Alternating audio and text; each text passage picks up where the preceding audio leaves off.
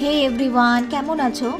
আশা করি ভালো আছো। অনেক দিন পর একটা মিনি ব্লগে তোমাদের সঙ্গে দেখা হচ্ছে। তো আজকে ছিল হচ্ছে ভোট ভোট দিতে যাচ্ছি হচ্ছে ওই বাড়ি।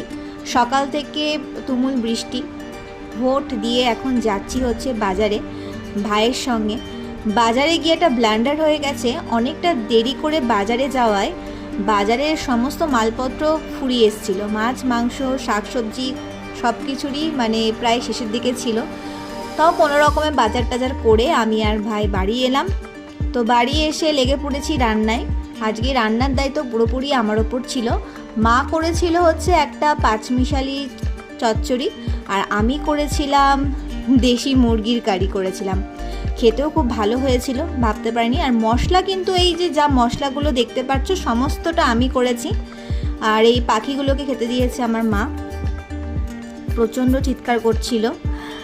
তো মশলা, এই যে এতটা মশলা পুরোপুরি আমি করেছি। তো মশলাটা বাটিনি, মশলাটা আমার মাই মানে মিক্সিতে ব্লেন্ড করে দিয়েছে। আমার এই প্রথমবার করা হচ্ছে এই দেশি মুরগির কারি। তো খাওয়া দাওয়া শেষে বাড়ি ফেরার পালা। ভিডিওটা ভালো লাগলে লাইক, শেয়ার, সাবস্ক্রাইব করে দিও। আবার দেখা হবে নতুন ব্লগে। টাটা।